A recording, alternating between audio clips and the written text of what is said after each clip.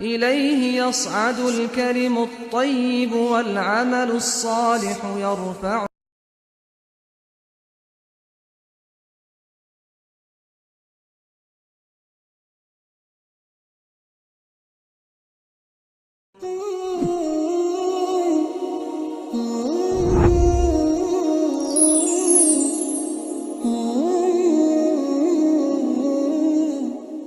بسم الله الرحمن الرحیم. الحمد لله و صلاة و سلام علی حبیبنا و مولانا رسول الله و علی آله و صحبه و من والا. از زیباترین احادیثی که هر انسان مؤمنی رو شاد میکنه حدیث رسول اکرم صلی الله علیه و سلم است که از رب العزت جل جلاله برای ما روایت کردند. حدیث قدسی که اذا تقرب عبدی الی شبرا تقربت الیه ذراعا، اگر بنده ام به سوی من یک وجبی اومد، من یک ذراعی به سوی بنده ام میام. و ان تقرب الی ذراعا تقربت الیه باعا، اگر بنده ام یک ذراعی به سوی من بیاد، من به اندازه یک باعی، یعنی شما یه وجب پیش به طرف خدا حرکت کنید، خداوند 1 متر به طرف شما حرکت میکنه. و اذا اتانی یمشی اتیته هرولتا، و اگر بنده ام به سوی من بیاد، من به سویش دوان میشم. خداوند بندهش رو میخواد. و بهترین ساعاتی که بنده با خداش هست ساعات تنهایی های شب هست، در تاریکی های شب که کسی نیست مگر بنده و الله. در اون لحظه ها، در اون دیدارهای خاص چه لذتی نهفته است. خداوند متعال به بندهش میگه، به رسولش، به رسول رب العالمین: و من اللیل فتهجد به نافلة لک عسى ان یبعثک ربک مقاما محمودا. در شبهای تار تهجد بگذار تا که به اون مقام محمود برسی. شبهای تار در آیاتی از کلام الله مجید در سوره از زمر آیه 9 میخونیم: امن هو قانت آناء اللیل ساجدا و قائما یحذر الآخرة و یرجو رحمت ربه قل هل یستوی الذین یعلمون والذین لا یعلمون انما یتذکر اولو الالباب. امن هو قانت آناء اللیل، اونایی که در شبهای تار به سجده نشستند، ایستاده و در حال سجده، در رکوع، در سجود، در همه احوال در یاد الله هند و هدفشون رسیدن به رحمات پروردگار یکتاست. آیا اونایی که میدونند با اونایی که نمیدونند برابرند؟ هرگز هرگز چنین نخواهد بود و چنین نیست. این رسول اکرم صلی الله علیه و سلم است که وارد مدینه میشه. وارد مدینه که میشه، عبدالله ابن سلام یکی از سران یهود منتظره که سیمای نبوت یا سیمای دروغ رو در این مرد تازه وارد، این کسی که ادعای نبوت میکنه ببینه. پیامبر اکرم صلی الله علیه و سلم است که وارد مدینه میشه و میگه: ایها الناس افشوا السلام و اطعموا الطعام و صلوا باللیل و الناس نیام تدخلوا جنت ربکم بسلام. الله الله. میگه ایها الناس، ای مردمان، ای مردمان، ای مردمان، افشوا السلام، به همدیگه سلام کنید، مهر و محبت رو در جامعه پخش کنید، عزیز همدیگه باشید، همدیگه رو در آغوش بگیرید. افشوا السلام و اطعموا الطعام، و غذا بدید، به دیگران غذا بدید، گرسنه ای رو در میانتون نگذارید. و صلوا باللیل و الناس نیام، و در نیمه های شب وقتی که همه خلایق در خوابند، شما به درگاه الله بیایید، دروازه های رحمت الله رو بکوبید. و صلوا باللیل و الناس نیام، نماز بگذارید در نیمه های شب در حالی که مردمان خوابند. تدخلوا الجنت بسلام، شما وارد بهشت میشید. راه رسیدن به بهشت، راه دخول بهشت قیام اللیل هست، شبهای تار که همه خوابند. حضرت جبریل علیه السلام به پیامبر اکرم صلی الله علیه و سلم، به صادق الامین این نصیحت رو میکنند، این سفارش رو میکنند که یا محمد عش ما شئت فانک میت. ای محمد هر چه دلت میخواد در این زندگی کن، اما بدون که هر چه از این زندگی بگذره نهایتش مرگه. و احبب من شئت فانک مفارق. هر کسی که تو این دنیا میبینی میخوای دوستش بگیری، دوستت باشه، عزیزت باشه، به دوست و عزیز واسه خودت بگیر، اما یادت باشه که یه روزی اونو تنها میذاری، یه روزی باید اونو رهاش کنی و بری. و اعمل ما شئت فانک مجز به.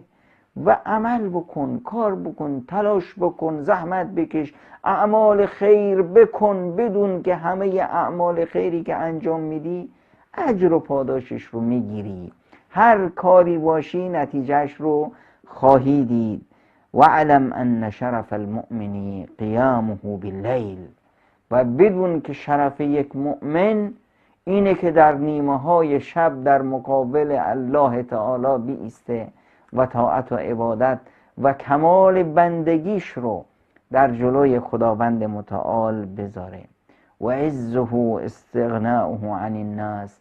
و عزت مؤمن، شرف مؤمن این هست که طمعی به دستان مردم نداشته باشه، همه امیدش الله ذوالجلال باشه، همه خواسته هاش رو از الله بخواد، دلش با خدا باشه، چشماش با خدا باشه.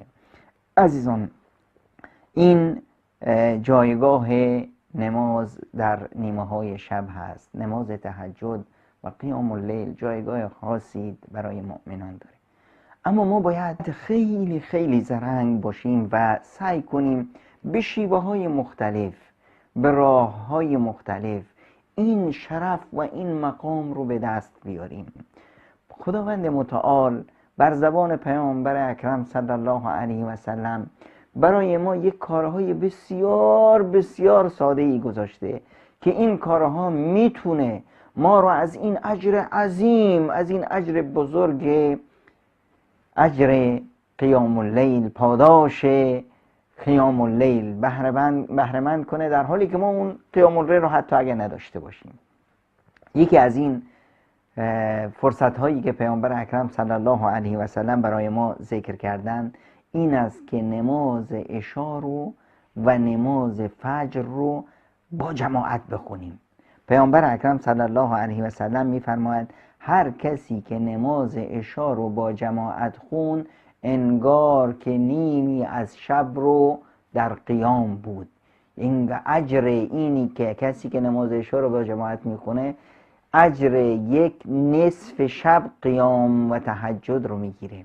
و هر کسی که نماز عشا رو در جماعت با مردم در جماعت در مسجد خون و نماز فجر رو هم در جماعت در مسجد خون، این فرد در پیش خداوند متعال تمام اون شبش اجر قیام نوشته میشه، گویا که تمام اون شب رو در قیام اللیل و در تهجد بود. پیامبر اکرم صلی الله علیه و سلم میفرماید کان کقیامه لیلة، انگار که یک شب کامل رو این در راز و نیاز و نیایش با خداوند متعال بود.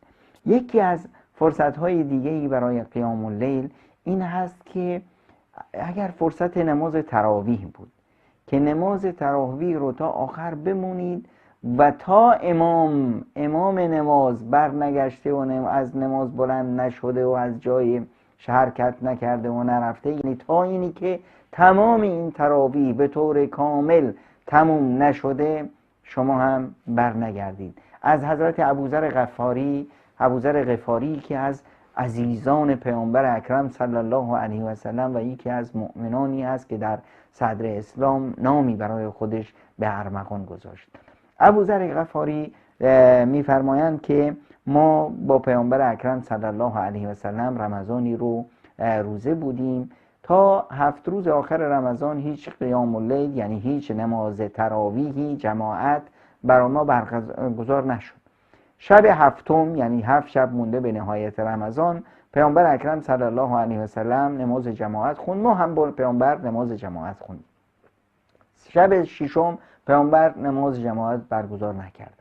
شب هفتم یعنی شب بسیار پنجم، 5 شب مونده به نهایت رمضان، باز پیامبر اکرم صلی الله علیه و سلم نماز رو جماعت خوندند و ما پشت سر پیامبر نماز رو خوندیم، همون نمازی که تراویح معروف هست و همگان میدونند که پیامبر اکرم صلی الله علیه و سلم تراویح رو به این شکلی که ما میخونیم در طول رمضان کامل نخوندن. چرا؟ چون که میفرمودند که نمیخواد که بر امتش سختی باشه. پیامبر اکرم صلی الله علیه و سلم همیشه راحتی امت رو میخواست و اگر پیامبر تمام رمضان رو تراویح میخوند، خب این رمضان ما اون رو به عنوان واجب بر خودمون میدونستیم و برای خیلی ها مشقت بود. واسه رحمتی که پیامبر بر امت داشتن همه رمضان رو تراویح نخوندن. در هر حال حضرت ابوذر و سایر صحابه عشقشون بود، کیفشون بود که پشت سر پیامبر اکرم صلی الله علیه وسلم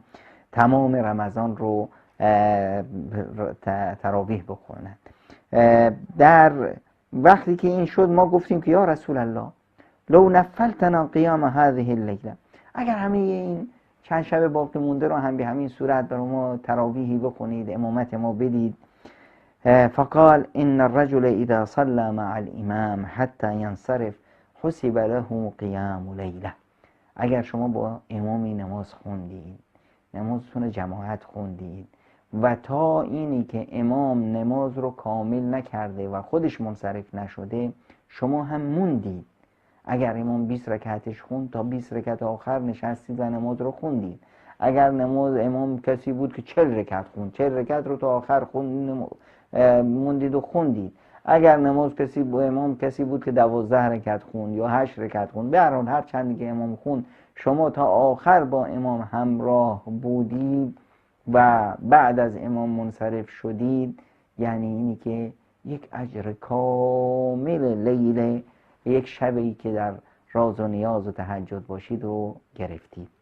یکی از فرصت‌های دیگه‌ای که پیامبر اکرم صلی الله علیه و سلم به ما نشون دادن که ما به سادگی میتونیم اجر یک شب کامل راز و نیاز رو با الله متعال داشته باشیم، این هست که فرمودن من قرأ بمئة آیة فی لیلة کتبت له قنوت لیله. اگر شخصی بیاد 100 آیه از قرآن کریم رو تلاوت بکنه، در هر شبی که شما 100 آیه رو تلاوت کردید برای شما قیام اللیلی نوشته میشه. حالا این آیات کوتاهی بود، آیات بزرگی بود. یعنی اگر شما اومدید سوره طور رو مثلا با سوره النجم خوندید، یا سوره قمر رو خوندید با سوره الرحمن، یا سوره واقعه رو خوندید با سوره الحدید، یا خود واقعه رو خوندید با سوره قل اعوذ برب الناس، به هر حال 100 آیه از قرآن کریم رو که خوندید، یعنی اینی که یک شب کامل اجر یک شب کامل قیام اللیل رو دریافت میکنید.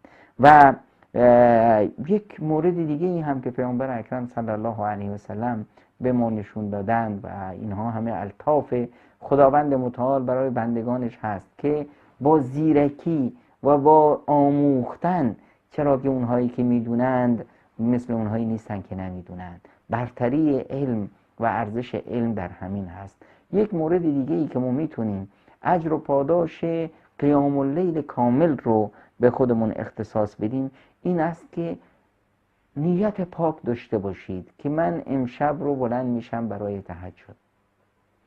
ساعتت رو کوک میکنی، آمادگی خودت رو میگیری، شب زود میخوابی.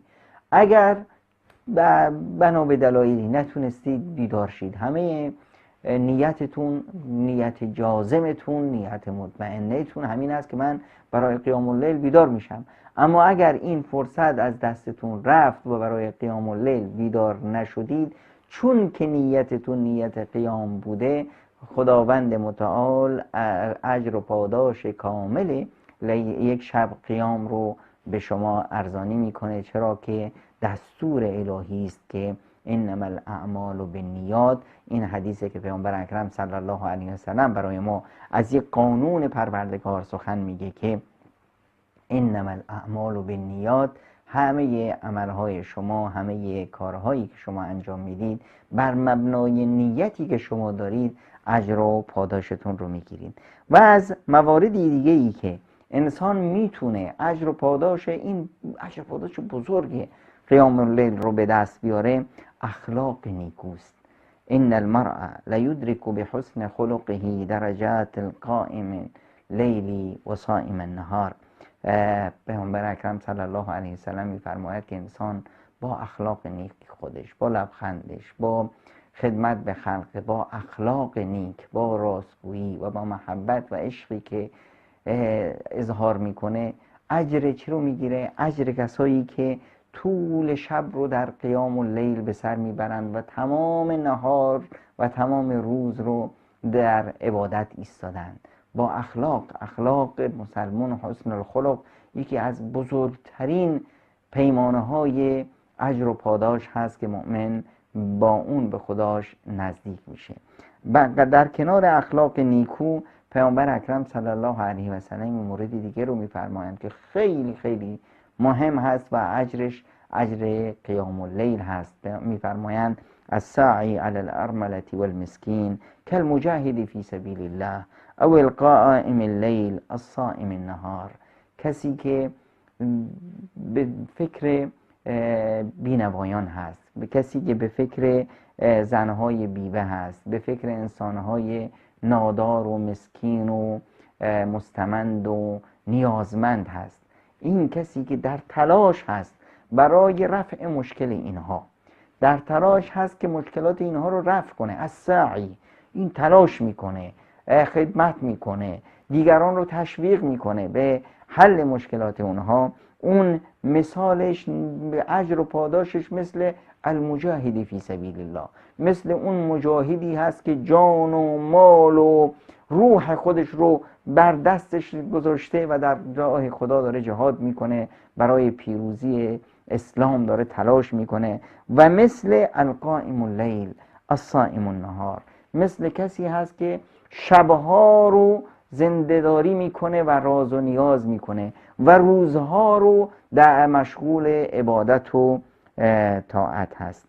و یک مورد دیگه ای که پیامبر اکرم صلی الله علیه و سلم ذکر میکنن که میشه با اون اجر قیام اللیل رو گرفت، این هست که من غسل یوم الجمعتی و اغتسل. اون کسی که خودش رو روز جمعه تمیز میکنه، لباسش رو تمیز میکنه، خودش حمام میره، دوش میگیره، خودش رو آماده میکنه، تمیز میکنه برای نماز جمعه، ثم بکر و ابتکر، و این فرد اول وقت میره تا صف اول باشه، تا اولین کسی باشه که برای جمعه اومده، در اول وقت میره و مشى ولم یرکب، و حتی وقتی که میره دیگه سوار ماشین و چیزی نمیشه، پیاده میره. همین رفتن پیاده، همین عظمت جمعه، عید جمعه، جمال جمعه، این فردی که لباس تمیز پوشیده، دوش گرفته، عطر زده، خودش رو تمیز کرده، اینهایی که حرکت میکنن در جامعه، همه جامعه اینها رو میبینن که به سوی نماز جمعه میرن، این هیبت و عظمت و جمال عید جمعه تجلی میکنه، اینها پیش خداوند عزیزن. این و دنا من الامام، این میره نزدیک امام میشینه، یعنی همون صف اول فاستمع ولم یلغو، و با دقت این خطبه رو گوش میکنه و اونجا بازیگوشی نمیکنه، با تسبیحش بازی نمیکنه، با حسیر مسجد جانماز بازی نمیکنه، با موبایلش بازی نمیکنه، خودش رو مشغول نمیکنه، شش دنگ حواسش با اون خطبه هست. کان له بكل خطوه عمل سنه، این با هر قدمی که برمیداره انگار که تلاش و عبادت یک سال هست، اجر صیامها و قیامها، با هر قدمش اجر و پاداش یک سال روزه و یک سال قیام اللیل رو در میابه. ببینید چه فرصت هایی رو پیامبر اکرم صلی الله علیه و سلم برای ما گذاشتن تا ما این اجرهای بزرگ رو با کارهای بسیار ساده میتونیم به دست بیاریم. ما در داد و ستد اجر و پاداش با الله الرحمن الرحیم داریم داد و ستد میکنیم، خدایی که به بهانه‌ای میخواد به ما ببخشه و به ما ارزانی کنه. و مورد چهارمی که پیامبر اکرم صلی الله علیه و سلم به ما نشون دادند که ما میتونیم این اجر بزرگ رو بگیریم، این هست که رباط یوم و لیلت خیر من صیام شهر و قیامه. یک روز فقط شما در رباط باشید، یعنی یک روز در صف مقدم جهاد باشید، یک روز روی مرز دفاع میکنید از حرمات اسلام و مسلمان ها، یک روز نگهبانی در حمایت از سرزمین اسلام، در حمایت از ناموس مسلمان ها، در حمایت از امنیت مسلمان ها. یک روز رباط یوم و لیله، یک شبانه روزی رو که شما در این نگهبانی و پاسبانی به سر میبرید، این بهتر از روزه یک شهر، یک ماه کامل روزه گرفتن و یک ماه کامل رو شب زنده‌داری کردن. این اجری هست که پیامبر اکرم صلی الله علیه و سلم به ما نشون دادن از اجر کارهای بسیار بسیار ساده که ما میتونیم اجر و پاداش بسیار بزرگی رو از خداوند متعال تمنا بکنیم و خداوند متعال این اجر بزرگ رو به ما عنایت میفرمایند. این نیاز هست که ما با یک عشق و علاقه همیشه به سوی الله تعالی حرکت کنیم و بخواهیم رضایت و اجر و پاداش بزرگ رو از الله متعال دریافت کنیم. إليه يصعد الكلم الطيب والعمل الصالح